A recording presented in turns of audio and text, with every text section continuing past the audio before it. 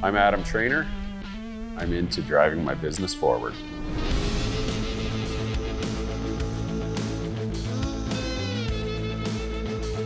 We're at the Grizzly Lodge, which is located 50 kilometers north of Scotch Creek in British Columbia, way up in the mountains here.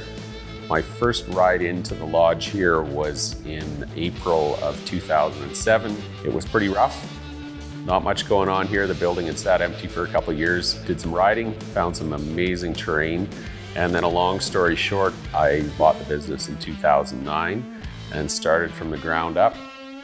What drove me was primarily my love for snowmobiling. Started doing that when I was 9 and can't think of a season yet where I didn't have a sled and was riding the mountains.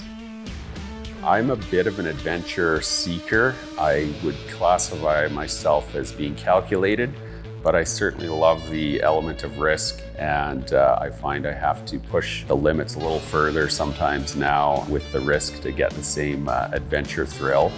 But it usually revolves around a really nasty tree line on my sled where the consequences are high if I don't make it. And most of the time I do now, so that's good, but that's where I usually get my biggest thrills, is on my sled. Am I a competitive person? I would be described as that for sure. It's probably filtered into my business a fair bit as far as I don't like to fail. So those days where I've had to dig deep, you just sometimes want to quit, but something in me goes, no, that ain't happening. Whatever the situation is, I like to beat it, so that served me well. Officially, we don't open till December, early December, when we have enough coverage for people to ride safely. So I would say a typical season is from December 1st, and we'll usually close doors about April 20th. As far as equipment goes, wow. We have everything that you can imagine almost, from snowmobiles, chainsaws, to a track truck, snowcat, generators running 24/7. You know, each piece has its definite purpose, but should we lose any one piece, it would substantially affect the quality of stay for our guests. I mean, if we don't have a track truck, we can't haul food. If we don't have a generator, we can't make power. If we don't have a snowcat, the trail's rough, and people aren't happy about that. If we don't have sleds running, well, then nobody's riding. So each piece certainly has its primary purpose here, and we like to keep them all running good.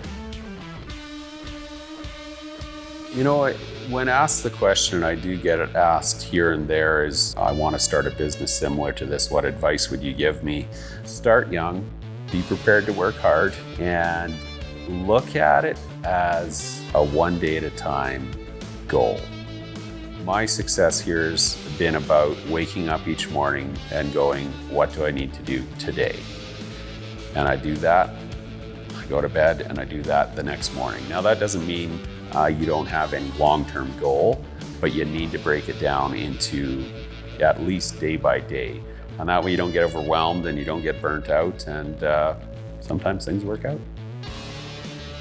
How long am I planning on doing this?